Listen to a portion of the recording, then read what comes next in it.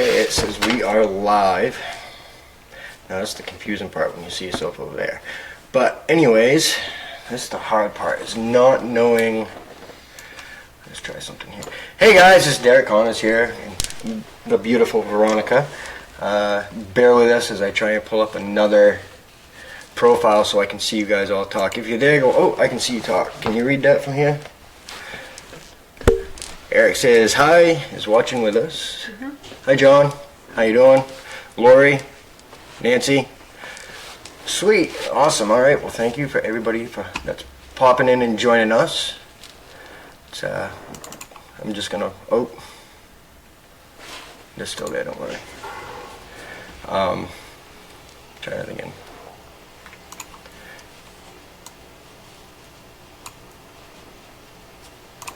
There they are. Okay. Just giving us a few minutes for people to join. Everybody's joining pretty quick. How's everybody doing tonight? Awesome, awesome, awesome. Just one more minute.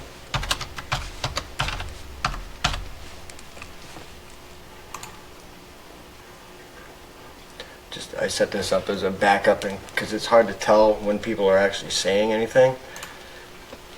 It's hard. I just like to know what the lag is. I see.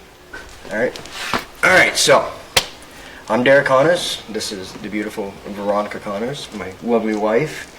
She is the owner of Taunton Bay Soap Company.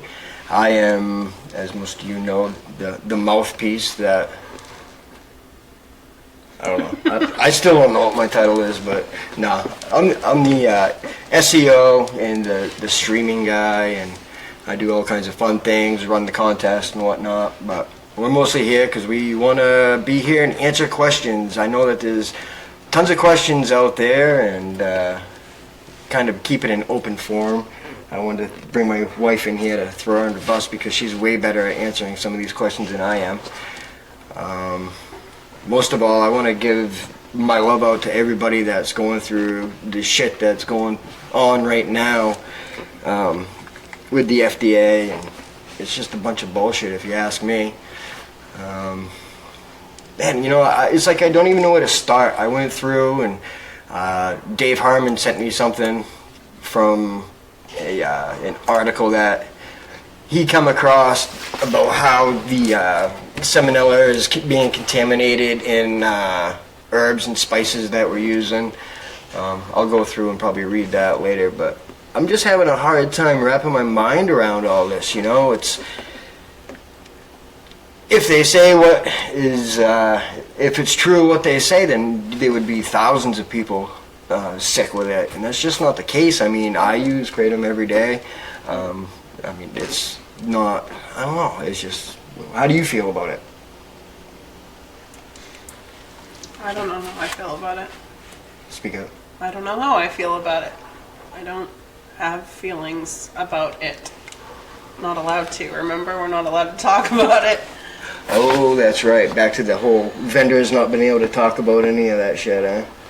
That's, I feel like we're being put into a position where we're being corrupted, and they're telling us to shut up and deal with it and like it. It's a sad position to be in. It's a shitty position to be in. It's, I do not like having to not give instructions with the product that I believe in. I consume Kratom. I sit right here every day and say I consume Kratom. I typically will take a dose of Kratom, which I probably will do here shortly. But I don't believe in letting people... I don't know how to explain it. I don't want people to get sick by not knowing what they're taking, and I believe that if we're not out here, if New and Current's not out there, you know, helping people, then what's the sense of even helping people if you can just make money off them and not really benefit from it? Because it's not about money at all. If it was about money, then none of this stuff would be. I mean, I'm stepping way out of my boundary zones doing this live stuff, but I was following analytical data, and it said that visuals are the way to go. Living stream is the up and coming curve. So we pumped everything we could into it to try and stay ahead of the curve, because that's the only way the information is going to get out there, is if we're spreading the information. And the only way we're spreading the information is if you're seeing us, because the way Facebook politics or the analytics go, if you get caught being an advocate or hashtagging Kratom or putting pictures of Kratom up on your wall, your groups are getting shut down. The Facebook groups are getting shut down. We're being censored. I said it the other day, and I had a big argument offline with somebody about it. I'm like, you can't tell me I'm not being censored. We just lost a group a few minutes ago, another unactive group. It was a secret group, and it had a picture of Kratom on the banner. And it was just a bunch of us vendors. You know, it was nothing but vendors in this group. We didn't sell anything. That's where we would gather to try and share information and ideas and, you know, everything to try and benefit the community. So we're really being censored, and we're going to have to find another platform, somebody that will accept us, allow us to speak our mind. You know, I don't know, it's aggravating, and to sit here and see what they're doing with the misinformation, the pre-information. Like, I mean, they started talking about the Salmonella thing a little while ago, and then all of a sudden we got a bunch of Salmonella poisonings that happened back in December, and now they want to trace down every single person that's ever used Kratom and ask them. It's a witch hunt. Huh? It's a witch hunt. Yeah, it's an absolute witch hunt. Absolute witch hunt. For what? To find the major source of Salmonella? It's more like they're trying to find the major source of Kratom so they can, you know, put a stop to it. A quick stop. And a scare. You know, Gottlieb's tweeted like 15 times today. I tweeted back to him once. He said they have Kratom has no medicinal value. So I tweeted to him. I said, why don't they use Kratom in CIA mind experiments like they did at LSD? You know, crazy and radical, I know, but the shit's got to come to an end. You know, somebody's got to take a stance. There's a huge community out here of people who know exactly what is going on. You know, when 100 people take the same product and nobody gets sick, but yet all of a sudden there's somebody that nobody knows in the community. Nobody knows. SK does not advertise hardly at all outside of the community. So it doesn't add up at all. The different vendors that they're tracing back to, they don't add up at all. You know, what's the chances of two completely different sources getting Salmonella at the same freaking time in different districts in Indonesia? You know, something's not adding up. I'm not going to say what's adding up, but I don't know. Anyway, that's enough of me. Do you have anything you want to say on this wonderful FDA-filled evening? Well, in this particular subject, I suppose my theory goes into, I said it the other night on a different subject somewhere else. If you take new people to anything, they're going to panic when anything happens that's out of the normal for them. I got hiccups. Could it be the Kratom? You know, it kind of goes in that same concept. So you take somebody who is taking Kratom, who's new to it, and they start having constipation issues or diarrhea issues. We already know that it affects your bowels. We already are aware of that. But a newbie who it might be going through some of those changes starts wondering, I got the flu, but is it the flu? Could it be Salmonella? We know that flu is on the rise right now. So all these people are panicking and thinking, well, wait, I was sick last week. Do you think maybe it was the Kratom that I had gotten from a different vendor or something? And I've seen this. I've literally seen this in the groups, people panicking all of a sudden. Yet they're not talking about even current products or current orders. We're talking, there was an outbreak apparently that took place somewhere between September and December, and they're trying to backlink those illnesses at that time, but they're going to cause a huge influx because now people are wondering if things that they're getting now is causing them to get sick. So then they're going to have more people going in and questioning it. Of course, their doctors are going to be like, oh yeah, that's a possibility, especially if it gets them out of any, recourse for taking care of them or whatever. So I'm just wondering if that's where this is going to go. If we're going to wind up having more cases of like outbreak or whatever that they're going to claim as salmonella, which it could just be a stomach flu or whatever, and putting more of us in harm's way. Yeah, I mean, I think this is just the beginning of everything that is to come. I mean, we knew that there would be issues that would arise eventually with the whole legality issue of it, but I think in retrospective, I mean, a lot of us have been trying to keep everybody safe by, implementing the right things and preaching the right things and teaching the right things. But to see this coming to this perspective, or not this perspective, but to this level, when you look at the map of infected areas, and it just, like I said, it's not adding up at all. I don't know. I want to hear what you all have to think about this. So, unless you have something more you want to say, I'll open up the phone lines for a call. The telephone number is 207-669-8255. No, 8225. What did I say? You said 8255. Oh. It's 8225. 207-669-8225. That is the number to the desk right here in front of us. But yes, I transpose and I mess up and I just keep going. Definitely not good at what I'm doing, but it is what it is, right? So don't be checking, pick up the phone. We have a ton of viewers out there. Put that over there. Thank you. You're welcome. I want to try and get up that thing that Dave sent me. 207-669-8225. Would somebody put it up in the chat if you would? If there is anybody in there. See, I don't see... Oh, okay, there's 27 people. Out of 27 people, 28 people, 29 people, nobody can call. Bunch of chicken shits. Should I be calling on that? Oh, wait, let me go.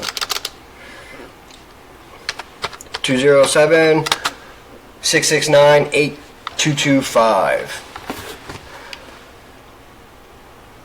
I'd like to hear some vendors, to be honest with you, but Jonas said Facebook has been doing that every time Kratom hits the media drama. Yeah, I don't know, it hasn't been this bad. It's never been this bad. I mean, I can post something and nobody literally will see it for 12 hours.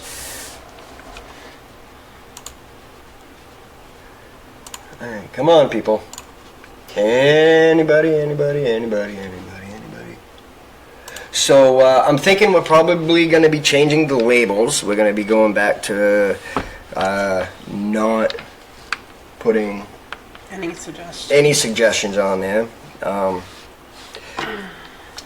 hate that idea, personally. I freaking absolutely hate that idea. I feel like I'm giving into something that I feel drastically different about, all because we are. Huh? We are. We are what? Nothing. Oh. 207-669-8225. And if you don't call, I'm going to start singing. I probably shouldn't say that Please either. Call. Thank you. Whatever, I can sing. You have a call. Press 1 to answer the call. Press 2 to send the call to voice. Good evening, how are we? I'm fine, thank you. How are you? Very well. Hold on one second, let me turn you down a little bit here. Okay. Oh, maybe not, right there. Alright, go ahead. Okay, so, yeah, the FDA has really been bashing Kratom. They're, of course, on board with Big Pharma, I believe. I think most everybody knows that. So they're putting it out in my opinion, they're putting it out more, to shut you guys down. When you see cases of salmonella, like in lettuce, spinach, salad, prepared salad that come in the bag, or any type of vegetable, if they put it out there like one time, Right. and that's it, Right. and that's all you ever hear about it. And you're lucky if you saw it. Yeah. And if you look more into it, they will trace the exact location that it came from.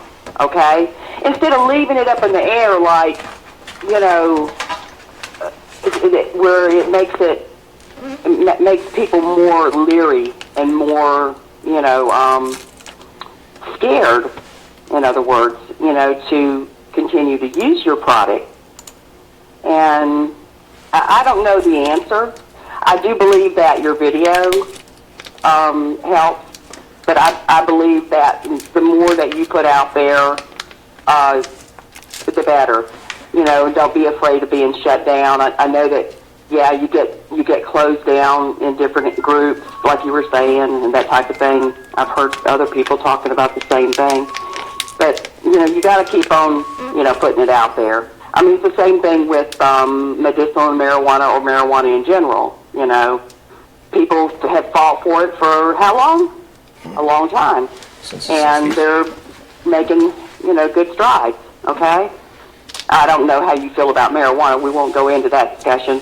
But personally, I think it's a great thing. I know a lot of people that benefit from that alongside, Kratom, too, since I've joined the Kratom group that I'm in. Anyway, that being said, does any of that make sense to you? It does. Makes complete sense. How long have you been taking Kratom? I don't even use it on a regular basis. I got it here. I initially got it from my mother, who is on morphine, a low dosage of immediate release and long-term that she takes every day for her severe rheumatoid arthritis. She's 73 years old. She's getting to an age where you really don't need to be taking morphine, every day. And it's something that I thought that will, be here. And I order occasionally. I try to keep it here at the house, and I use some occasionally for like a occasional anxiety attack or something like that. Or sometimes I do have like some bad pain from fibromyalgia and some liver pain from a liver disease that I have, and it helps with that when my ibuprofen doesn't work. So I keep it here, but I don't use it every day. But I follow the group that I'm in every day, NAQ, because I want to know everything I possibly can know. So my mother, when I do get her on it, will know the best, the most palatable way for her to take it and that type of thing, and also side effects and things like that. Just anything that would go, along with taking something, that treats an illness or pain. Yeah, it could have information available, readily available. And I mean, I think the most important part is when you're when you're working with people or people are trying to come out of addiction, is having that sense of community. And really, that's where it's at, and that's what all of us really have tried to do. That's right now, that's my big thing, because my mom's not, she's a little ways away from giving up the morphine and switching to something that she's going to have to pay out of pocket, for. Right. She has to pay a little bit out of pocket with her insurance. She's got good insurance, but, it will be more expensive. But no, between me and, I'm not on loudspeaker, am I? Or if I am, is it just is it with everybody on the thing? Oh, yes. Oh, really? Yeah. Okay, well, I just want to say that, okay, well, there's three people in my family who are very close relative-wise, okay, as far as relatives, that had severe heroin addictions.